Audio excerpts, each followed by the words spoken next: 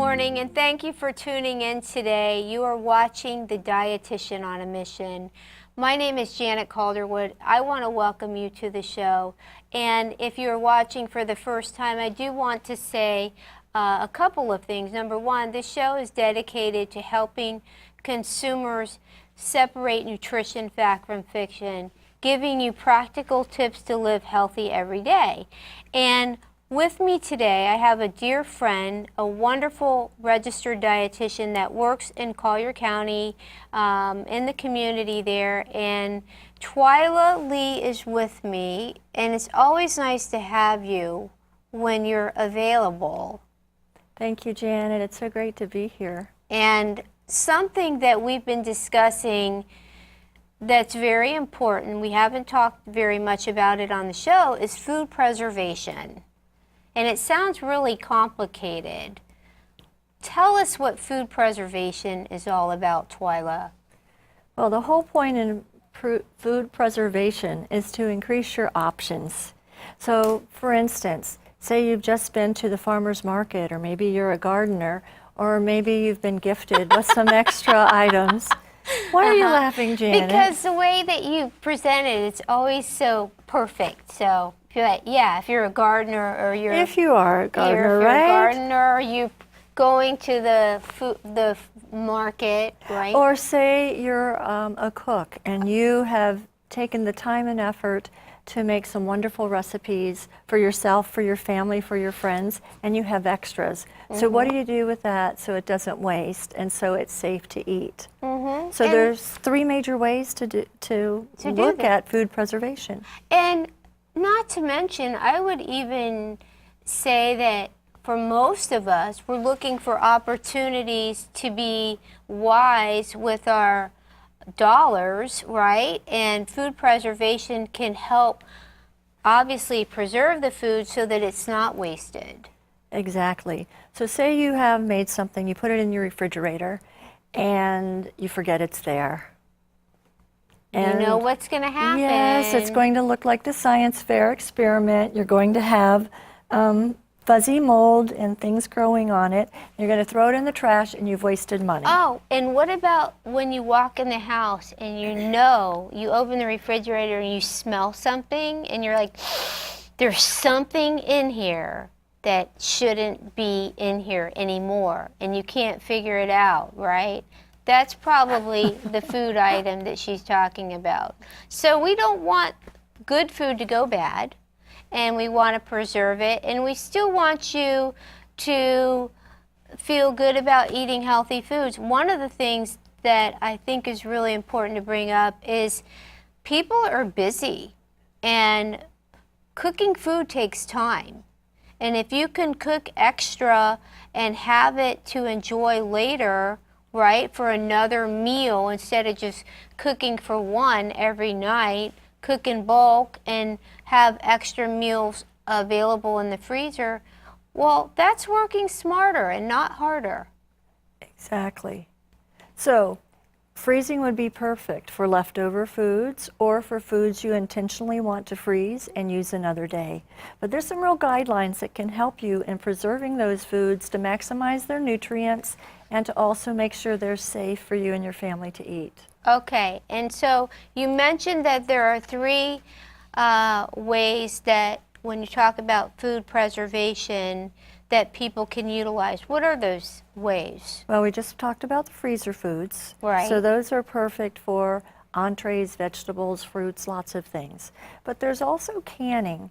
And canning, you may have known people when you were growing up who canned foods or put things in jars, and it looked like a science room in their kitchen because they were boiling things or pressure cooking and sterilizing to make sure that the foods were safe before they canned them. So that's called canning. And then there's dehydration or drying. Drying. Okay. So what can you can? You can can lots of things.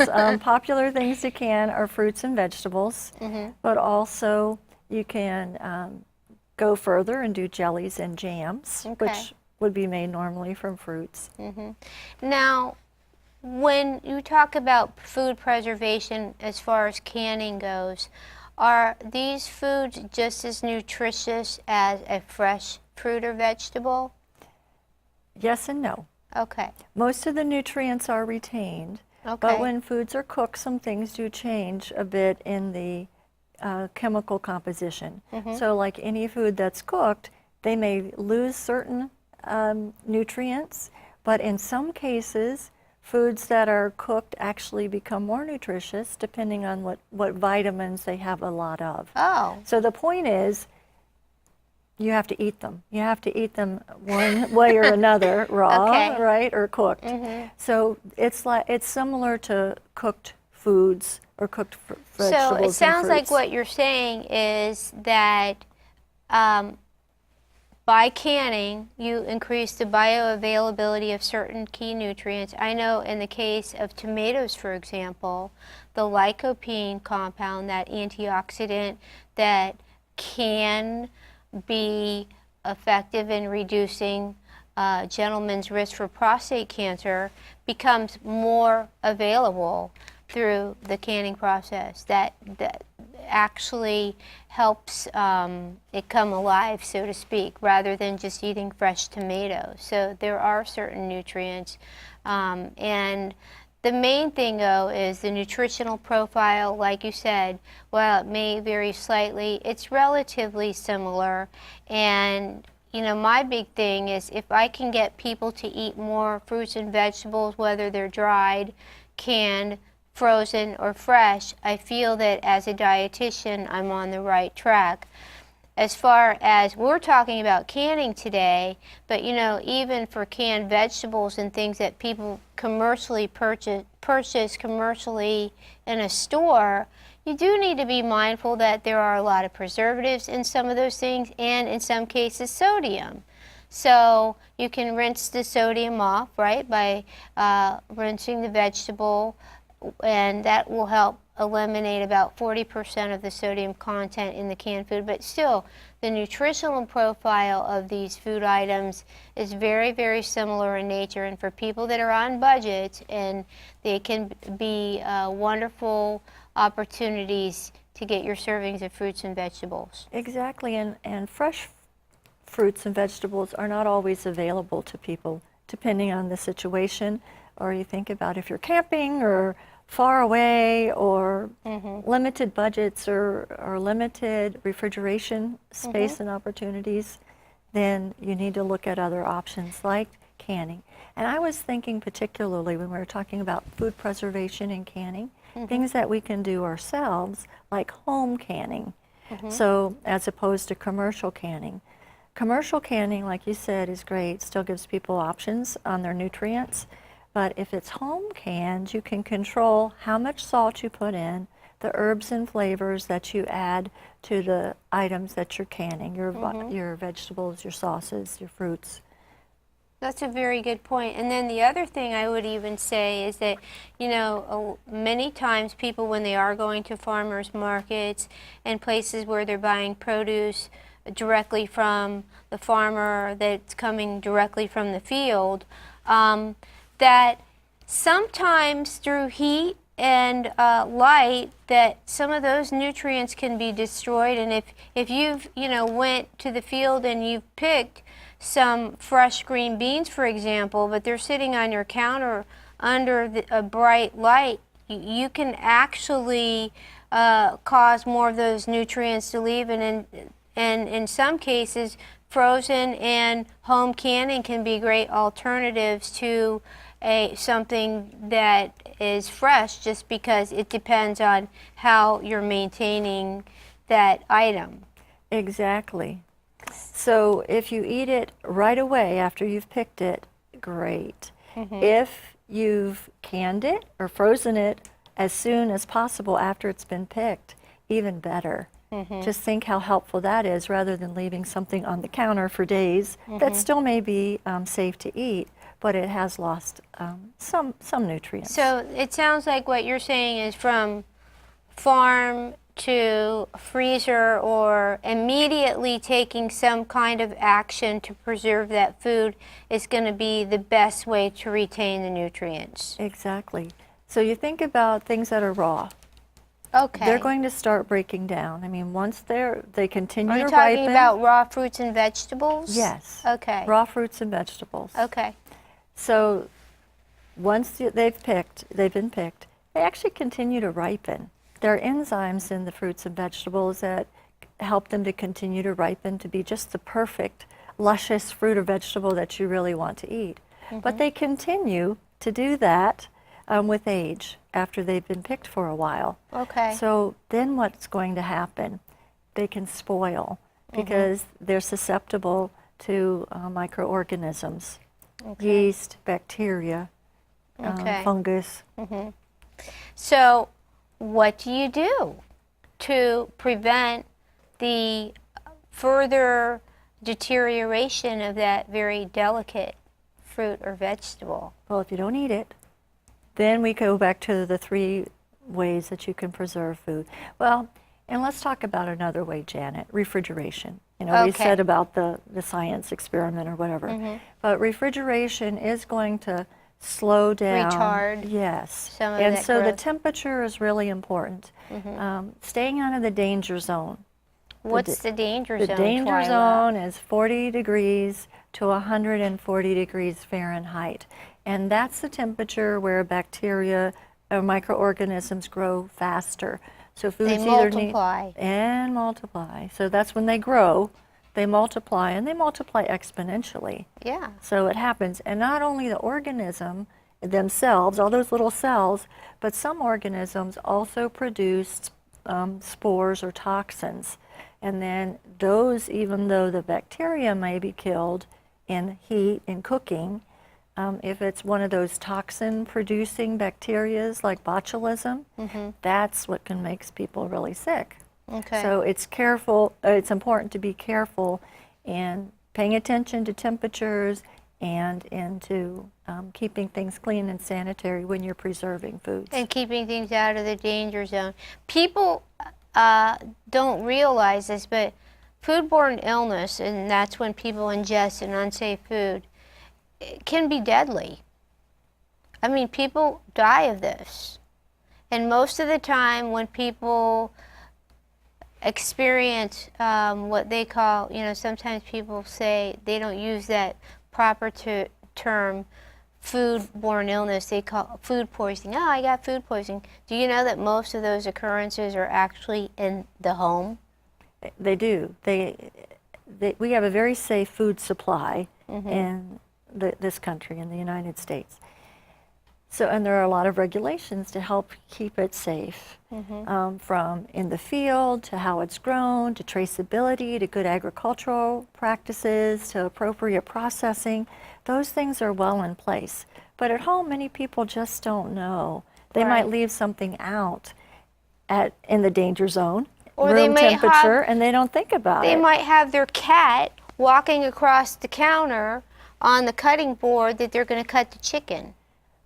That's true. So they may cross-contaminate things, and then they set it up for more of the bad bacteria, the bad microorganisms to grow. I want to tell you, I just came back on a mission trip from South America, and every day people normally in some countries, they actually go to a market every day to buy foods and things like this. And, they don't have a lot of, some of them have smaller refrigerators, but I mean, just what you're talking about when, these foods are sitting out and, they're cutting and slicing and these are raw foods and the blood's flying from this fish over there to the tomato counter over there, and everybody has their own little booth area set up. You want to recognize that anytime those things are happening, you've got to protect yourself. And you can do that by practicing these good practices in your home, keeping your food out of the danger zone and things like that. Cooking your food is one of the great ways to destroying pathogenic bacteria that's exposed to, like you said, the danger zone, and then certainly these microorganisms multiplying. So we want to remind you to keep yourself safe, keep your food safe, and keep your family safe. And even people that are older, Twyla, the immunocompromised individuals, like the older folks or the young, right?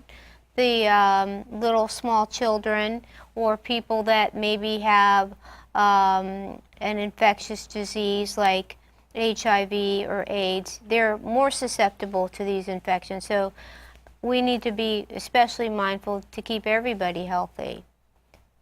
All right. Now, we've deviated a little bit there, or, just got off the railroad track. We're getting back on track. But I did think that that was important to talk about, is food safety. Now, you talked about with preventing these enzymes for continuing to ripen. How can you give us some pointers how we can preserve food by freezing it? Let's talk about that for a few minutes. Well, say you have those luscious green beans. Luscious green beans. Or whatever fruit or vegetable that Okay. you would like to put in the freezer so you have some next week and maybe next month to use. Okay, like What- you went to the U-Pick field, you picked 10 pounds of green beans, and you're only going to eat a half cup serving. So you're going to have a lot left over. So you're going to have some and you want to put them in the freezer. Okay. Well, to help stabilize those foods and to prevent them from further ripening, you can do a process called blanching. Blanching. And blanching actually slows down that ripening enzyme, Okay. which is important because in the freezer, it slows down microbial growth. It can't stop it completely, but it slows it way down, and blanching stops the enzymes that would encourage bacteria to grow. So, and that's done by a couple of methods. There's a water method, a boiling water method, and what's then the other one? the steaming method. Okay. And so how is that usually done? I think what they're doing is they're really taking the water, the really hot water, and exposing those vegetables, like the green beans in this case, to a real hot water for like 2 minutes, and then followed by an immediate cold water bath, correct? That's right. So we take the, and then, so by doing that, you're retarding the enzymatic activity in the vegetable, and then by cooling it down, that's going to get it out of that temperature danger zone. Right. They'll do that, and it'll stop it from cooking. Okay. Because you're going to want to actually cook these probably after you've frozen them, you've taken them out of the freezer, and you're getting them ready to defrost, and then you want to cook them. So it's almost like a pre-cooking. It is a pre-cooking, and you have to think of blanching as a pre-cooking because you want them way, way, way undercooked. So it's just a matter of getting them to that boiling temperature, taking them out, like you said, As going quickly to as you can. the cold water bath, stop them from cooking anymore, and then get them in the freezer as soon as possible. But before you do that, Yes. you have to put them in something. Okay. So you need containers, and you need freezer-appropriate containers. So if somebody eats like frozen meals out of these trays from like Stouffer's or something, would that be an acceptable container? It's not. It's not going to work. How do you know what is an acceptable container? Well, it can actually say freezer safe on the packaging. Okay. So whether it's a bag, a plastic bag with a zipper kind of And it says closure, freezer storage? and it says freezer storage, that's a very good clue. Okay. And if it's another container that has like a bottom and a lid, again, you want to look for That matches. They match freezer storage, because what you have to do is decrease the potential for moisture in that package when it's frozen. If you have too much moisture, a couple things can happen in the freezer. You know, they get big old ice crystals Yes. inside the package. That's Yeah. probably not great. Okay. And then sometimes they call it freezer burned because it wasn't brown like this, or it wasn't that color. When it I wasn't, put it in? When I put it. So freezer burn is when an item gets dehydrated and oxidized, and that's Okay. all from air exposure. Okay. So it sounds like the freezer appropriate containers would be things like that have a seal so that the air can't get into it. I know that heavy-duty aluminum foil can be used, and then those strong freezer bags work well. You know, when you're just using things like empty old cottage cheese containers and things like this, these are not always surefire, safe ways of keeping that moisture out, like Twyla's talking about, and it will cause the drying of the food. So if you're going to do it, you might as well do it right, correct? Right, you've spent the money on the food, and why not make sure it's nice when it comes out and it's ready to eat and prepare. Now, do you have, you said that when it comes out, what is like a normal serving, or how do you divide up the food that you're, you know, that you're going to be freezing? Well, you need to think about how many people it's going to serve. So is this for one person, or is it for a family of 6?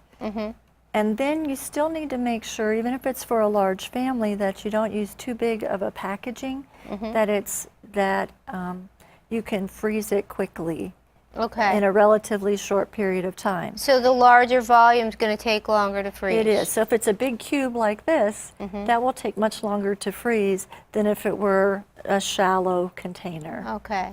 So that's important to remember. And then, like for the the bags with the seals, the freezer bags, you can also eliminate a lot of that excess air. Like you wouldn't want all that air in there, right? Exactly. So they need to like kind of. You want to get the air out. So they do have systems that are vacuum packed, and you can get it out, you know, by sort of vacuuming it. But with those regular freezer bags, you just can fold it, roll it, move it to get the air out. Okay, and then seal it quickly. Yeah. Before it tries to sneak back in. Yeah, burp it. Oh, okay. Good. All right. So, and then like having things maintained in the freezer temperature, what is the freezer temperature? Freezer temperature, well, things freeze at less than at 32 or below, but your freezer should be 0 or below. It's not enough for it just to be in the freezing temperature. It needs to be 0 or below. Okay, and the best way to know what that is by getting one of those, maybe they could purchase one of those little temperature gauges and put it in their freezer. Yeah, thermometers are great, because otherwise you don't know. And if You you're a don't know. commercial institution, We and you're- require them. Yeah, you have to have it. An extra one, not just what the gauge says on your freezer, but also a separate one. What if that gauge isn't working? So you make sure. Would you recommend that people, like if right from the get-go that they're trying to freeze things quickly, that maybe they insert those frozen food or those food items to be frozen in the back of the freezer first, which is going to be the coldest or You want it, exactly. You want it the coldest. You want it closest to the edges where you're going to have the so where most it cold can air. feel that cold air. Okay, so that's important. All right, now tell me, what do you know about drying foods out? That's been around a long time, I think. Right? Dehydration is a great way to preserve foods. There's some advantages to dehydration. The food, the water comes out of the food. It makes it light. It's energy dense, nutrient dense. It's easy to grab and go. If you want to take things with you, they're not so heavy. Like on that camping trip you're talking about. Yeah. So that would be a good time to take some dried items. And yeah, you can buy them. But again, if you had a lot of items and you wanted to dehydrate them, the whole point is to get as much air out as possible. And the commercial dehydrators that you can buy, the little setup, those do work. But that's a matter of time, temperature, and decreasing the moisture. Okay, and then so the canning we talked about. A couple questions that I have for you: are there some foods that, you know, I'm going back to the freezer thing now, that you wouldn't want to put in the freezer? Okay, well, think about this. Have you ever had your lettuce get a little bit too cold in your refrigerator? Yes. Yeah. In fact. And what happens to it? It tastes like frozen lettuce. Exactly. So lettuce is out. High water content It's like vegetables are out. 96% water. Yeah, cucumbers are out, Okay. parsley's out, herbs like that just don't do very well. So the Okay. leafy greens probably aren't going to do so well in a raw state. Okay. What about, are there, like, can you freeze, like, things like egg salad or mayonnaise-based salads? How do those work? Those don't work very well. So I would probably avoid it. Is it because it, what happens? I mean, did it, It again goes back to the moisture content and Okay. how it comes out. Like if you have something in a lot of it and you're just not sure, you can try it and see how long it stays fresh. So if you've never done much freezing before, you probably want to put it in the freezer, check it in a short period of time, days, weeks, to see how long it will stay. So once it's in the freezer, it doesn't mean you leave it in there for decades. you need to write what it is, too. Yes, you need to label it and you need to Put the date date it. it. And you need to check it because the longer it's there, The more possibility it has for, like, going bad going bad, for moisture to creep in, and for affecting the quality. It's really the quality. So something might be safe. I mean, bacteria may have been slowed down, it's not going to grow, but it may just be yucky. Might taste bad. So the sooner that it's consumed, the better. Okay. And depending on the items, they might work great for a month, Okay. and some things over 6 months that you put in the freezer. But you want to plan that so you don't overload your freezer and that you consume it as soon as possible. And then what about defrosting these things? Oh, that's a great question. Okay, With we have any- about a minute. So. With anything that's frozen, you're bringing it out to eat, it's important to defrost it appropriately. You can defrost it in the refrigerator. Okay. You can defrost it as part of the cooking process, Okay. and you can defrost it carefully in the microwave. Okay. So the main thing is that, again, I think you're talking about defrosting it correctly, keeping things out of the danger zone, you know, so that you're not exposing the risk for contamination. But, you know, because some people are still thawing out their turkeys on the counter. And that's a big no-no. Big no-no. Because it's not microwave, it's not part of the cooking process, and it's not in the refrigerator. Well, you know, all this will give people a lot of inspiration, the information that you shared today. There are some great resources available that talk about canning and things like this at our extension offices, and I would encourage you to try some of those things. I want to thank you, Twyla, again for your expertise and for being here. Thank you for tuning in. Hope to see you right here next week on CTN 10.